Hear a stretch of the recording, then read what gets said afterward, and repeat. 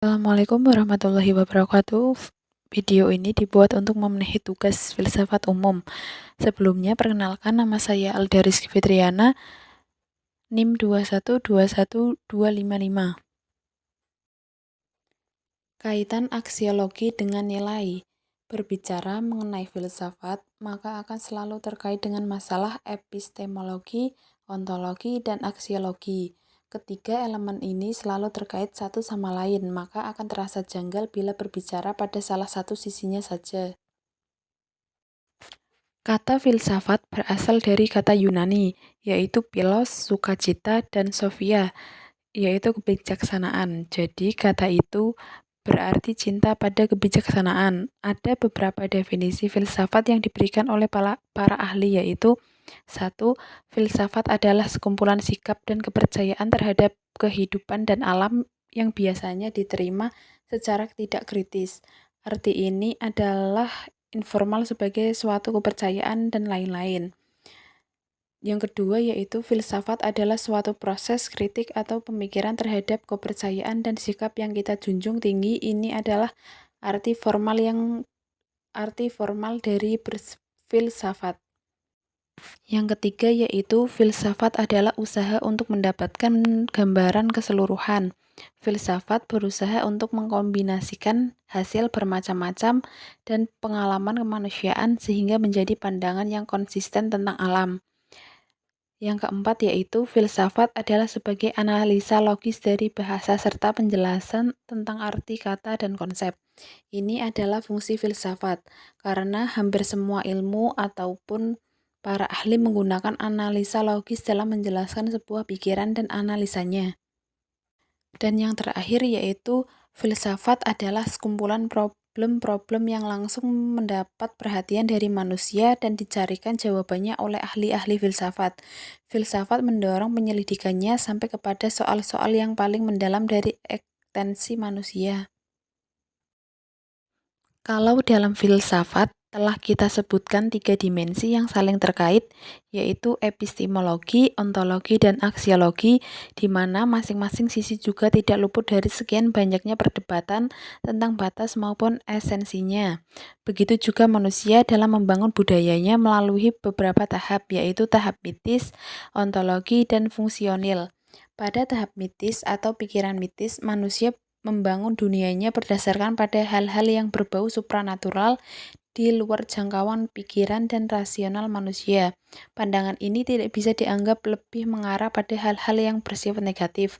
Namun tujuan-tujuan dari pikiran semacam ini adalah ketenangan, keteraturan, dan stabilitas, baik dalam lingkup pribadi maupun sosial. Tahap kedua adalah ontologis. Pada tahap ini, manusia berusaha menjangkau segala hal yang membuat dirinya penasaran. Namun, dengan kemampuan akal yang dimilikinya, berusaha mengetahui tidak hanya hal-hal yang bersifat indrawi, tetapi juga hal-hal yang bersifat transcendent atau metafisik yang mengatasi manusia sendiri. Pemikiran ini biasa disebut dengan perpindahan dari mitos ke logos. Pada tahap ini, kita bisa saksikan bagaimana kemajuan ilmu pengetahuan yang telah dicapai oleh orang-orang Yunani pada filosof Muslim abad pertengahan dan para filsuf Barat. Yang terakhir adalah tahap fungsional. Pada tahap ini, manusia tidak puas dengan pengetahuan untuk pengetahuan, tetapi sejauh mana pengetahuan yang telah dicapai manusia bisa difungsikan dalam kenyataan yang ada. Di sini nampak bagaimana manusia dan dunia saling menunjukkan relasi kebertautan antara yang satu dengan yang lain. Sikap fungsional ini tidak suka akan sistem-sistem yang serba bulat dan pandangan-pandangan spekulatif yang hanya menerangkan segala-galanya. Memahami arti dan makna sesuatu berarti bahwa arti tersebut dapat dinyatakan dalam problematik. Etika adalah cabang filsafat yang membahas secara kritis dan sistematis masalah-masalah moral. Kajian etika lebih fokus pada perilaku, norma, dan adat istiadat manusia. Etika merupakan salah satu cabang filsafat tertua.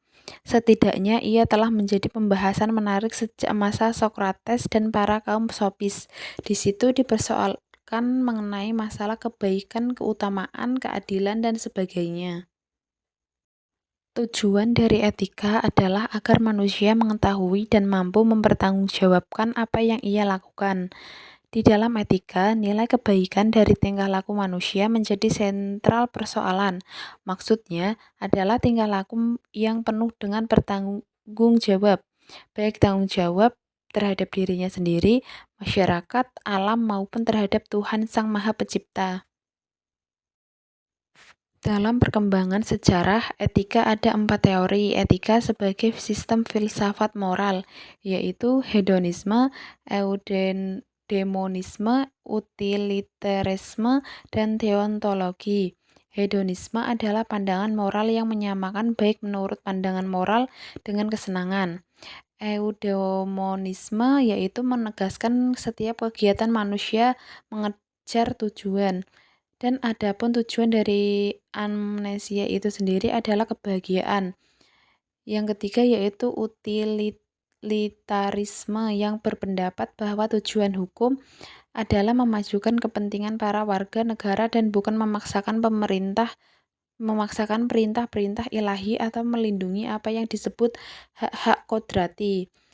Yang terakhir yaitu deontologi adalah pemikiran tentang moral yang diciptakan oleh Immanuel Kant menurutkan yang bisa disebut baik secara terbatas atau dengan syarat. Misalnya kekayaan manusia apabila digunakan dengan baik oleh kehendak manusia.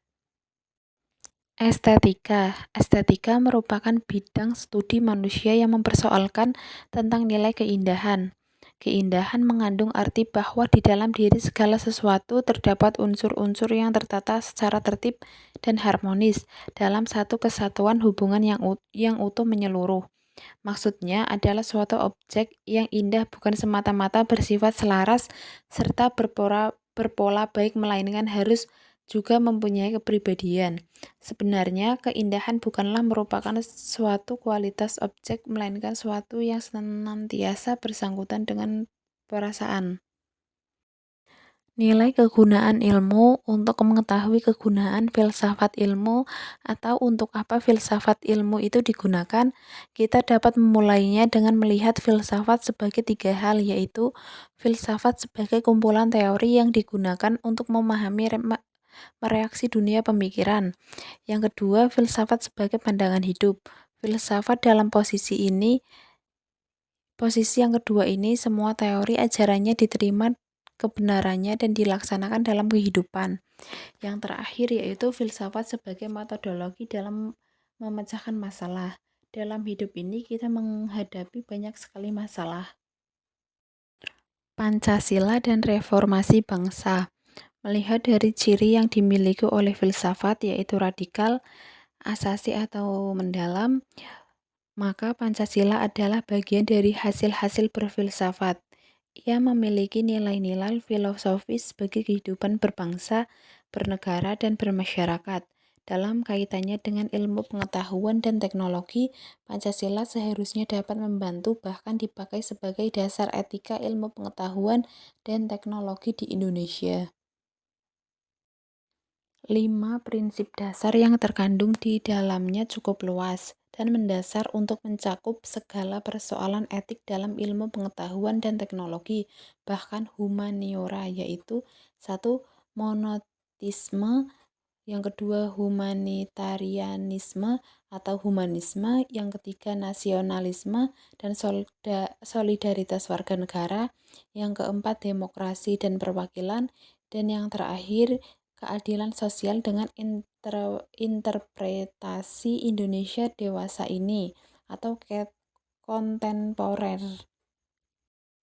Pancasila adalah bagian dari hasil refleksi para filosof yang seharusnya dijadikan sebagai landasan reformasi dalam sistem bermasyarakat, berbangsa, dan bernegara. Pancasila harus bisa lebih membumi dan dalam kehidupan yang real, bukan dalam sebuah ideologi yang kering dari nilai-nilai pragmatisme. Pancasila selama ini terkesan hanya alat kekuasaan atau Pancasila hanya ada dalam ucapan-ucapan, diskusi-diskusi, seminar-seminar, atau pelatihan-pelatihan masyarakat.